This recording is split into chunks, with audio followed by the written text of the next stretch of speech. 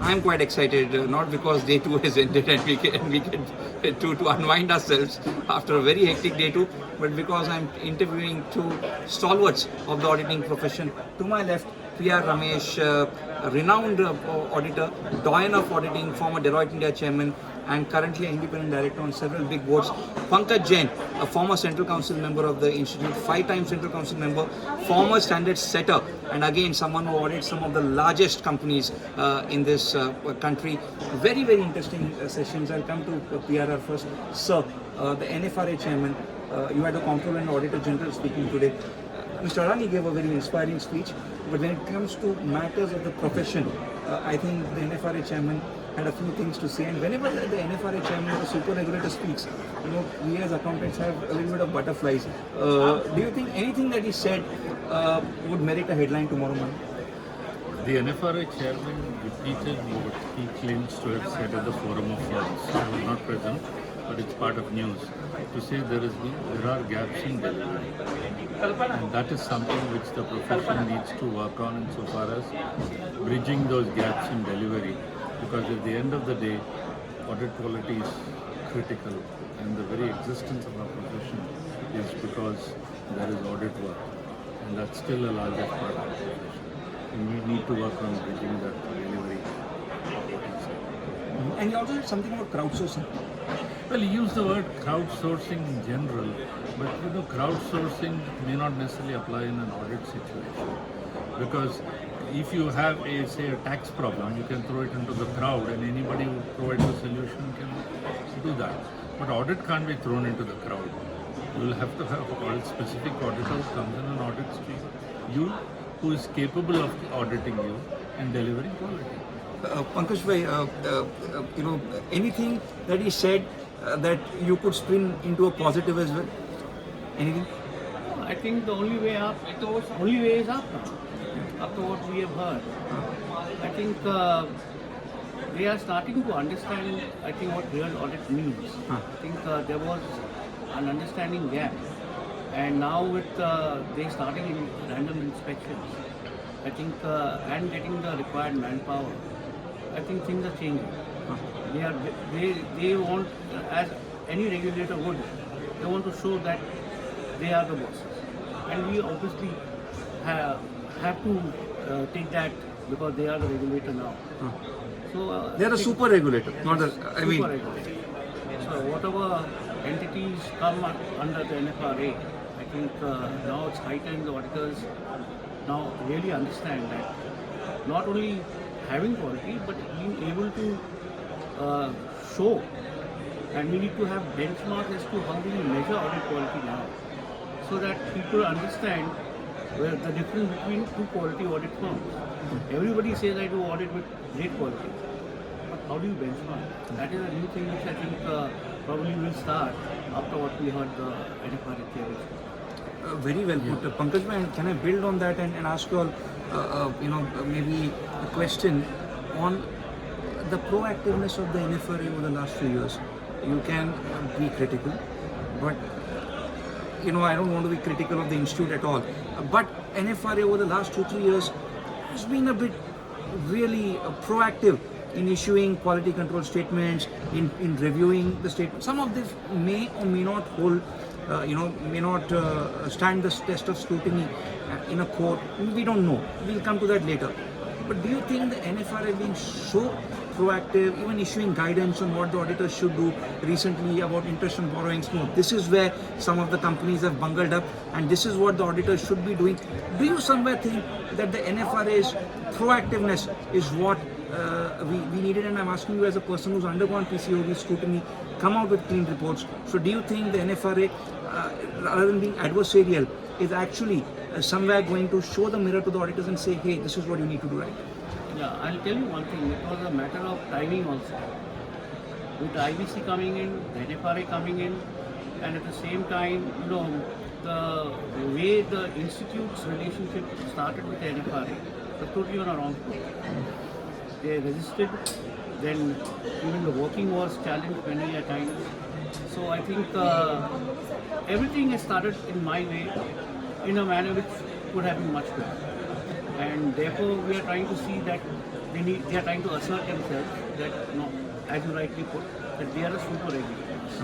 And only entities above a certain size, they would be seeing the audit quality in those type of audits. And since the annual filing with the NFRA started for the year 17-18 onwards, now they have started doing random inspection. Now many firms are getting letters saying that for so and so audit, please file everything online. And the system, the audit guidelines, etc., have just been recently issued last week. So I think it is evolving. It will be a very exciting time, and I am quite sure that It will improve the audit quality in yes, general. it will improve the audit quality, and we have to live with it. We have to understand that this is not that they are trying to, put us into a corner. But I think at the end of the day, I am very confident that it will be something which will be a mirror for the auditor as to how he can improve himself, rather than see it as an exercise where he is being actually taken to task. NFRA is not an exercise of conducting a post-mortem on the auditor, because it's the auditor who conducts the post-mortem. Sir, the evolving role of auditor. No, You want to add to this? I'll Sure. take his question and maybe that will cover a lot of things. Clearly, we have to understand NFRA, it was born out of a crisis. And the first few assignments which NFRA took up are clearly in the nature of an investigation and have to be, because those were the most significant perceived audit failures or perceived corporate or real corporate failures. Having said that, NFRA had to switch back to its stated role, which is to inspect, to enhance audit quality, and it has now moved towards that role. It has shifted gears towards that. And I've always been saying that you can't find faults unless you set expectations. And that's exactly what NFRA is doing. And the good thing about it is NFRA has also now realized that ICI has potential to deliver and is trying to bridge those gaps. Unfortunately, what happened, as Pankaj rightly said, Institute was in a denial mode and therefore resisting mode. From that resisting mode, after the first few reports came out, which are very strong, the entire profession was virtually calling NFRA almost using the Hindi word nafrat instead of nafra. So now they have removed the T and now realizing that there is no nafrat here, but actually there is an intention to help, because NFRA has realized that it has an obligation to develop the constituency, which is the profession, and also find faults. So it has both a developmental role as well as a role to enhance quality. Last question to both of you, short answer. The big takeaways from the last 2 days. I know a lot of it has been on sustainability, climate action and so on. But for a moment, let's leave that aside. Any other big takeaways? We've been interacting with so many thousands of delegates over the last couple of days. 2 years back, we all thought auditing profession is in a crisis. How do you get talent into the profession? How do you get youngsters in? How do you retain talent in auditing? Do you think we have weathered that crisis? No, we are still in the midst of that crisis, according to me. I have been saying at the Forum of Home also times that the main challenge, as Mr. Ramesh also just mentioned in the seminar a few minutes ago, is to attract talent and how to retain it. Attracting at one point of time was easy because the flow was there. Now the flow also is reduced, and with, as I said, the timing of the NFRA was more or less with the ILFS crisis. So many youngsters, even seasoned auditors, felt that, is this the right line I'm taking?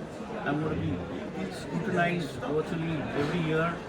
So that level of stress, many people thought is avoidable. But once you cross that threshold of a proper scrutiny and get through unscathed, then a person starts getting confidence that let there be any amount of supervision. If I am able to My conscience is clear. follow a proper process, Documentation. I think those who are able to do that will really succeed tremendously. This is an opportunity, according to me, and not a crisis.